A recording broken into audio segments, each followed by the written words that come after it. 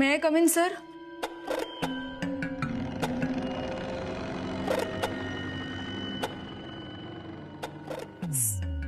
Sir sorry sir, काल जे काही झालं त्याबद्दल खरंच मी तुमची माफी मागते. मला खरंच माहित नव्हतं सर, मागे तुम्ही होता.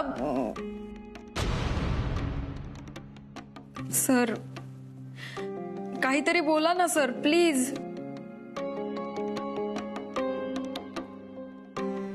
काय बोलू मिस मानसी? सांगा ना, मी काय बोलू? बघा माझ्याकडे. तुम्हाला मी मुलींची छेड काढणारा, त्यांना त्रास देणारा माणूस वाटतो का तुम्हाला? रस्त्यावरचा गुंड, मवाली, छपरी माणूस वाटतो तुम्हाला?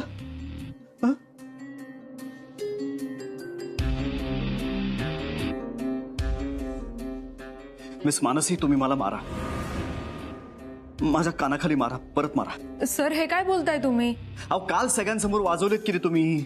मग आता मारायला काय प्रॉब्लेम आहे? मारा, मला शिक्षा मिळाली पाहिजे. तुम्ही मारा मला मारा. सर मी सांगितलं ना तुम्हाला, माझ्याकडून चुकून तुमच्यावर हात उचलला गेला सर. पण तुम्ही उचललात की नाही हात? तुम्हाला कल्पना नाही मिस मानसी. अहो, मला किती मोठा धक्का बसलाय. माझ्या आईबाबांना काय वाटत असेल? ही किती घाणेरडा आहे हा माणूस. मवाली, लफंगा, लुच्चा माणूस आहे हा समर प्रताप जहागीरदार. असंच वाटत असणार ना त्यांना. मुलींच्या मागे लागतो हा माणूस, त्यांना धक्का देतो, त्यांची छेड काढतो, त्यांना त्रास देतो. मला सांगा, मी कुठल्या तोंडाने त्यांच्या समोर जाऊ? आता कसं फेस करू माझ्या आईबाबांना मी? मिस मानसी, तुम्हाला कल्पना नाहीये मी केवढा हर्ट झालोय.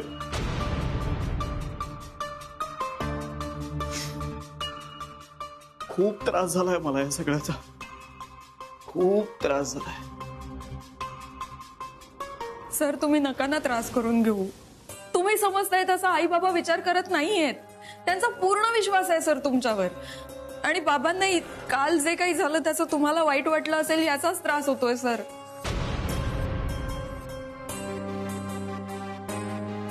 नका हो मिस मानसी, उगाच खोटं बोलू आता, मला बरं वाटावं म्हणून. काल वाजवलीत ना सगळ्यांसमोर माझ्या कानाखाली. आणि काय शेवटी आई बाबा हे तुमच्यासमोर विश्वास ठेवणार, माझ्यावर कशाला विश्वास ठेवतील हो?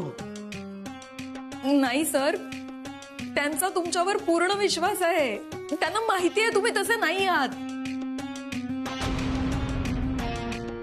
मी कसं समजावू सर तुम्हाला? सर मला मान्य आहे माझी चूक झाली. तुम्ही जी द्याल ती शिक्षा भोगायला मी तयार आहे सर.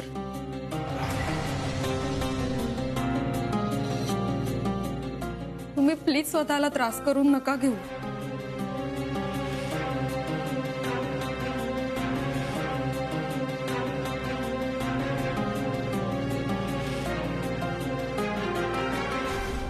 आयुष्य, काय सर? मी जी शिक्षा देईन ती भोगायला तयार आहात तुम्ही? हो सर. काल जशी तुम्ही माझ्या कानाखाली वाजवलीत तशी आता मी तुमच्या कानाखाली वाजवणार.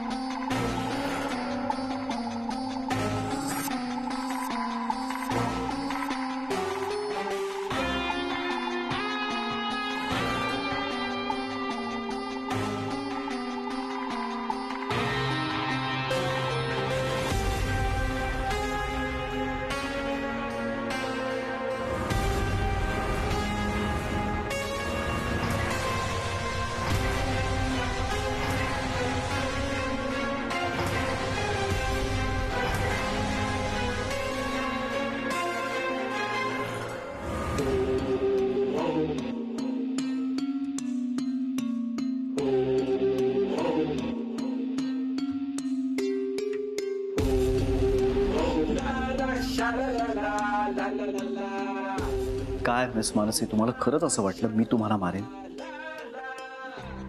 काय हो, इतक्या सुंदर, इतक्या निरागस गोड मुलीवर मी कसा काय हात उचलेन हो? तर तुमची शिक्षा ही आहे, आता हे पुसा. सर काल सगळ्यांसमोर वाजवलीत की नाही, मग आता पुसा तरी.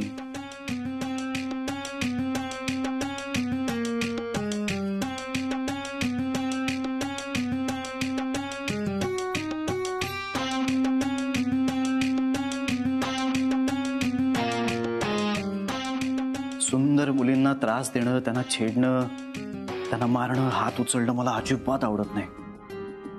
कालच्या सगळ्या प्रकारामुळे मी कितीही हर्ट झालो असला ना तरी तुम्ही तुमच्या जागी करेक्ट आहात. करेक्ट आहे तुमचं. हल्ली पुरुषांची नजर फार वाईट झाली आहे.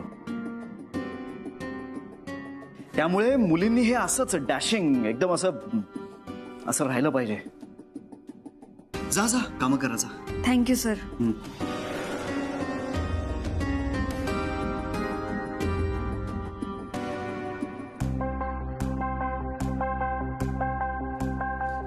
सर हा तुमच्यासाठी पुरणपोळी आणली होती. पुरणपोळी. मग हे आधी सांगायचं ना. पुरणपोळी म्हणजे जीव की प्राण.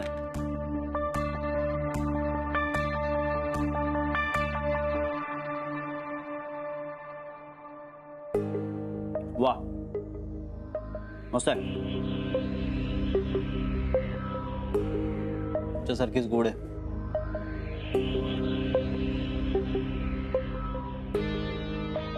मी शेअर नाही करणार आहे.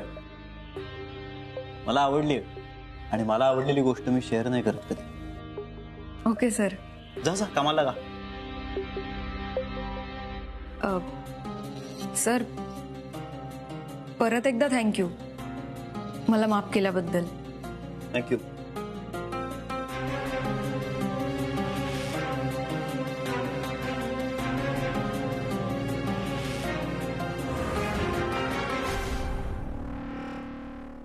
इतक्या सहजासहजी तर मी तुम्हाला माफ करणार नाही,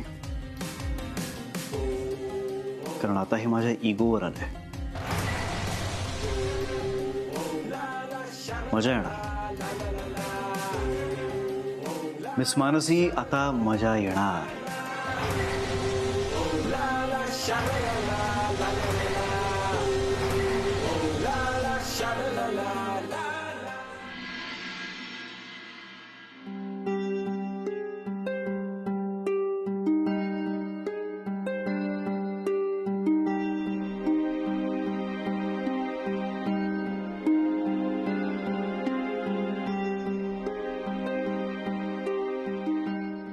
निर्मला, तुला खरंच फार त्रास होत नाहीये ना? नाहीतर केवळ माझ्याकडे पैसे नाहीत म्हणून तुझं हे दुःख नाही ग पाहणार मला. अहो नाही, तुम्ही माझ्याकडे बघून सांगा, मला खरंच त्रास होतोय का? अहो बरी आहे मी. 35 वर्षांचा संसार आहे आपला निर्मला. तुला काय वाटतं तुझ्या मनात काय चाललंय काय नाही ते मला काहीच कळत नाही. तुला जर काहीच झालं नसतं ना तर तू उठून कामाला लागली असतीस. आणि मला माहित आहे तू आराम करणाऱ्यातली नाही आहे. केवळ घरात पैसा नाहीये म्हणून तू तुझं दुखणं प्लीज लपवू नकोस निर्मला. तुझा नवरा खमका आहे, काय वाटेल ते करीन, पैसा उभा करीन. अहो तेच नकोय मला. मनूचं लग्न आता तोंडावर आहे. आता डॉक्टरचा खर्च नको. पण अशाने हे आजार पण वाढत जाईल. हे बघा, आपण आता गुडघ्यांच्या डॉक्टरांकडे गेलो ना तर ते म्हणतील ऑपरेशन करावं लागेल. 5 लाख रुपये सांगितला होता खर्च. ते काही नाही, मनूचं लग्न होऊन जाऊ देत, मग बघूया आपण ऑपरेशनचं. मला ना निर्मला माझा खरोखर राग येतो. म्हणजे बघ ना, काहीच सुख देऊ शकलो नाही मी तुला. असलंच एवढ्या वर्षांच्या काळात माझ्या सुखदुःखात, माझ्या चांगल्या वाईट दिवसात माझा कणा बनून पाठपणे उभे राहिलीस माझ्या मागे. माझं घर, माझा संसार, माझी मुलं सांभाळली, कायम फक्त माझा विचार. मला काय वाटेल, मला काय आवडेल, मला काय चांगलं दिसेल एवढंच. तुझं काय, तुला काय, कधीच विचार नाही केला.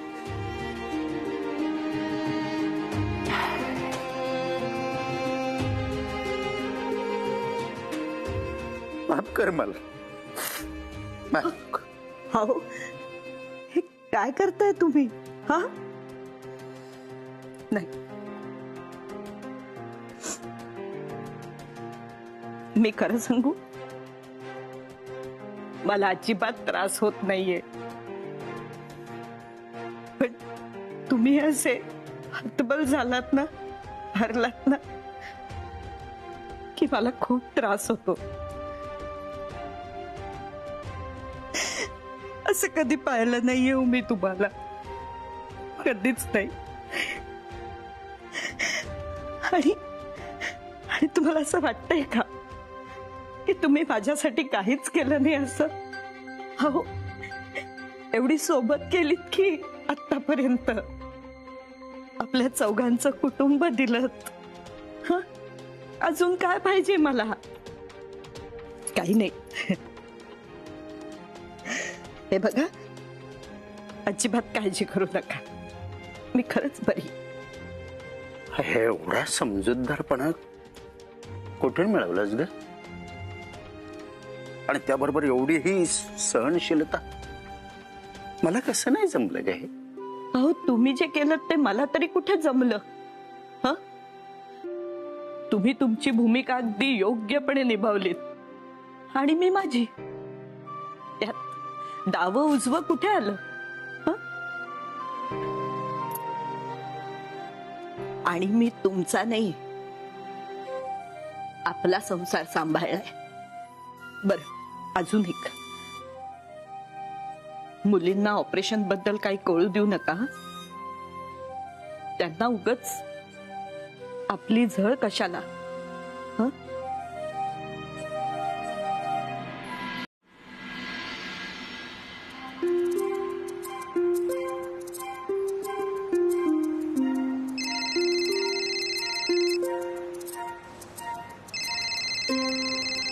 अरे, मूर्ख माणूस आहे का हा मनोहर? मी कुठे राहिला? अजून कसं नाही आला?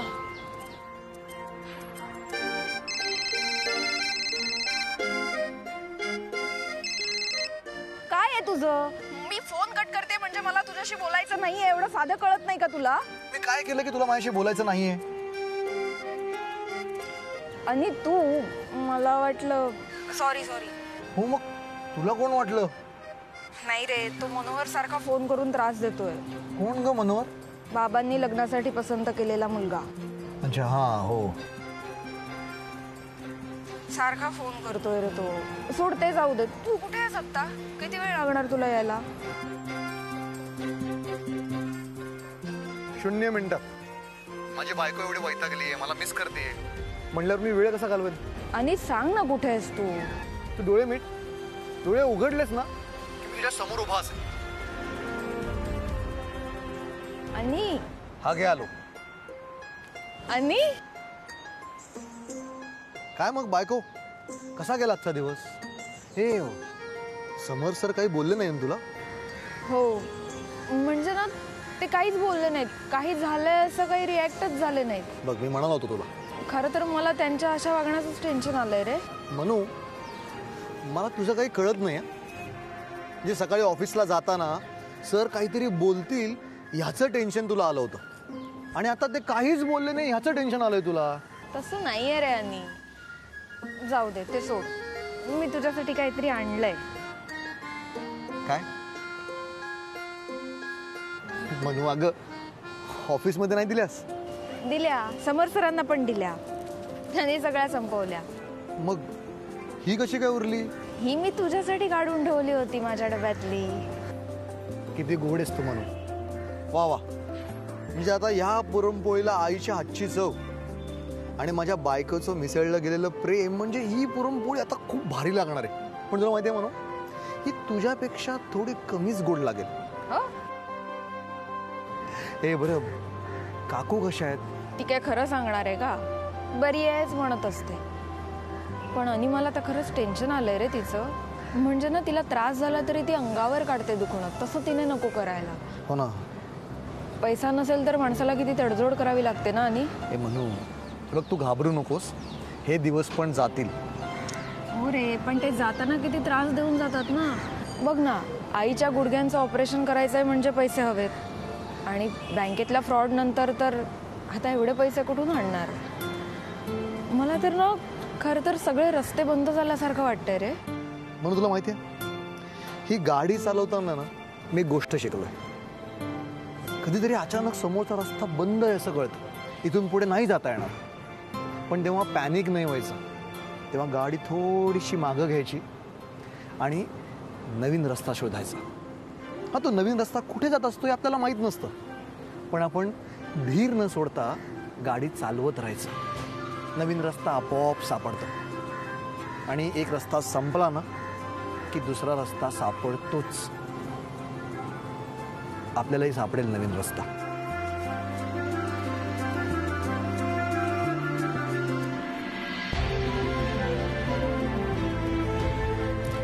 काय झालं, असं असं का बघतेस? काही नाही, चल.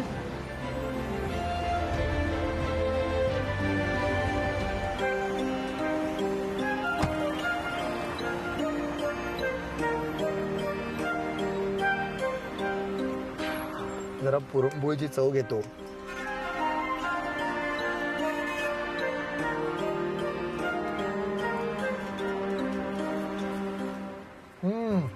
वा वा वा, मी म्हणल्याप्रमाणे तुझ्यापेक्षा थोडी कमीच गोड आहे. आणि चल आता उशीर होतोय, निघूया. हो.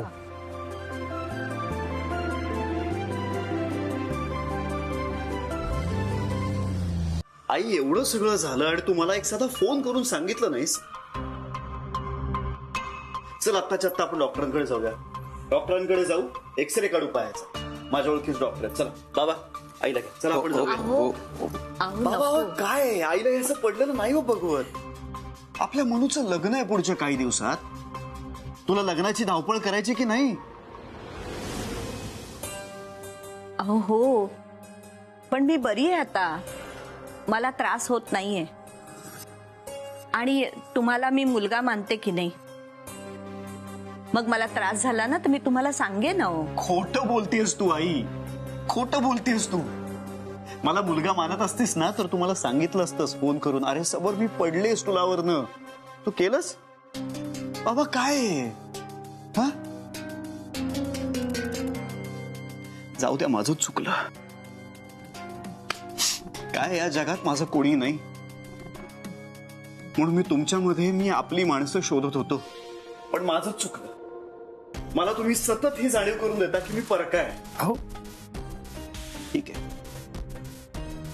परक्या माणसांनी फार वेळ दुसऱ्यांच्या घरात राहू नये.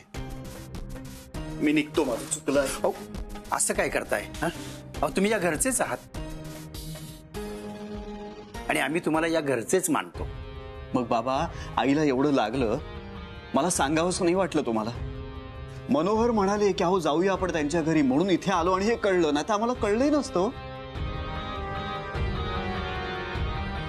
खरं सांगू का, कळवूया असं वाटलं होतं, पण काल रंगपंचमीच्या दिवशी जे घडलं त्यामुळे. जे घडलं ते नाही बाबा, सगळ्यांच्या समोर मनून माझ्या कानाखाली वाजवली. पण त्या म्हणाल्या ना, मिस मानसी म्हणाल्या, आहे गैरसमजात झालं. मी मोठ्या मनानं माफ केलं त्यांना. तुम्ही विसरून जा ना आता आई.